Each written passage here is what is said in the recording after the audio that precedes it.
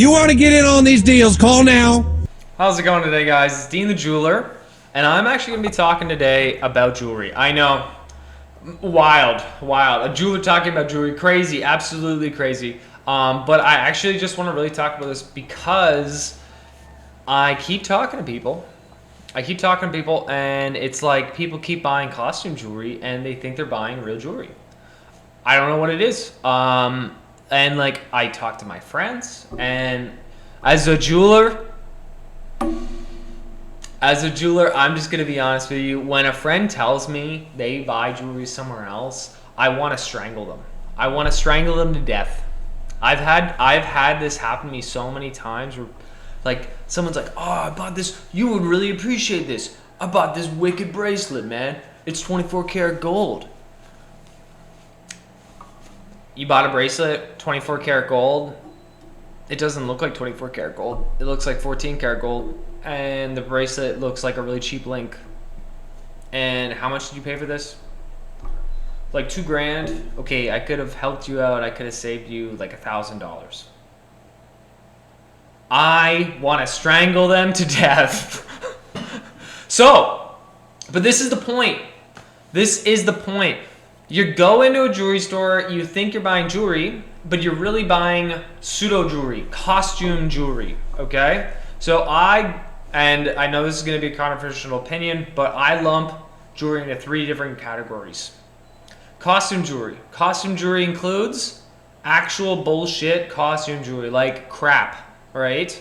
Silver jewelry, and then actual gold jewelry. Some gold jewelry I just consider costume because it's just a band, or it's something super simple. There's just the cost of the metal and the work on it. That's it. Some gold jewelry I consider costume completely. Next phase up, actual jewelry. So jewelry that is basically like there's a gemstone in it. It's high karat gold, so you can get a good return back on the gold. And the gemstone is typically worth more than the actual gold is. So you can turn around, you can sell the gemstone for parts, and you can sell the ring if you want to, or you're buying legacy brand, and then there's intrinsic value beyond the gemstone and the gold, and you could sell that down the road for even more because it's such a valued intellectual property that you can get so much more value for it. And the third that basically not a lot of people ever see in their lives, or they see online, is investment jewelry. This is like a stock or a bond or something. Basically something that you're like, I want to pour some assets into something that's going to increase in value, right? And I can actually wear this and have some fun wearing it. Let's buy a 1 karat Alexandrite with 1 point diamonds going all the way around in platinum, and make sure that's a good Alexandrite. It's not lab, it's natural. That's an investment.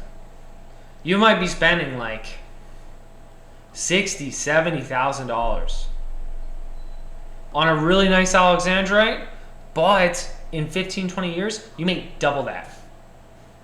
You know what I mean? You might triple it.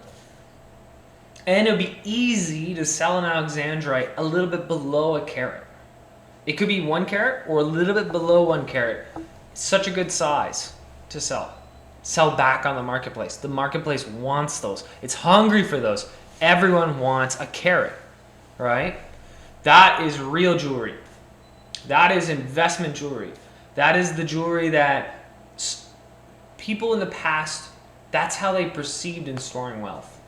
It was in sovereigns and investment jewelry and property, obviously, but for something that you can hold on to at any time, investment jewelry is the way to go. So now, for you guys, I'm just talking, right?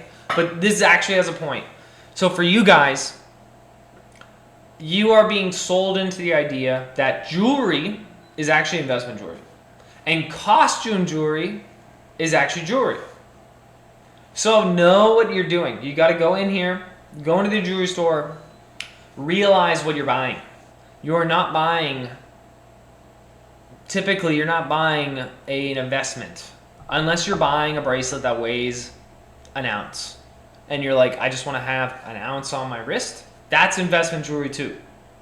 Okay? You want a 2 ounce bracelet, boom, bangle that you can't, that you basically, it's on your wrist that you can cut off at any time, and you can just like literally go anywhere in the world, and it's cash money. It's the currency you never need to trade out. Anywhere in the world will take gold. Anywhere in the world will take gold. It is such an undervalued commodity.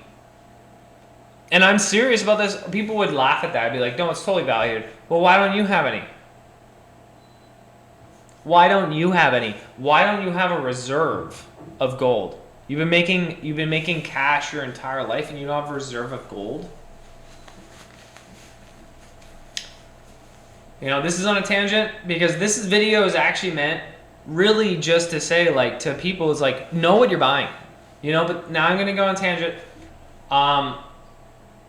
The gold and the silver and the gemstones have just totally been slept on for investment vehicles. Just totally slept on. I have a ring. I'm going to show you a ring. I'm going to be right back, okay?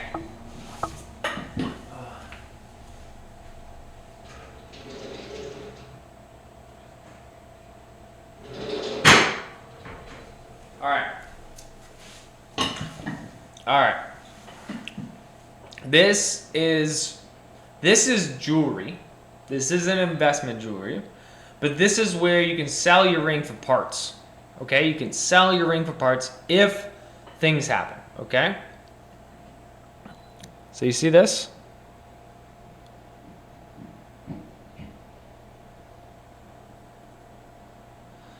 It's a little bit hard to see. Yeah, there we go.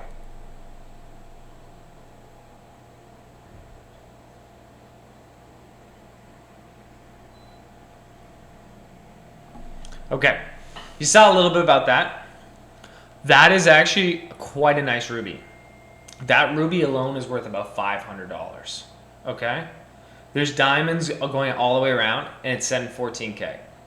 This is a ring that you could sell at retail for like $5,000 or $7,000.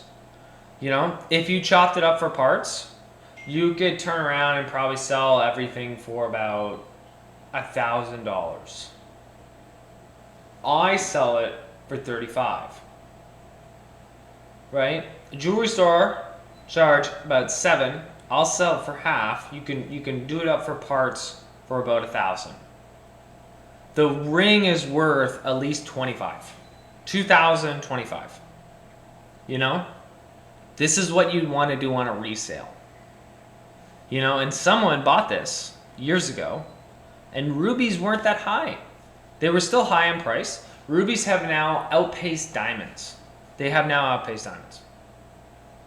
Rubies are worth more than diamonds. Diamonds are on the way out, okay? Diamonds are on the way out. I am so happy that diamonds are on the way out. Seriously, diamonds should have been on the way out years ago. On the way out years ago. People just got fucked over.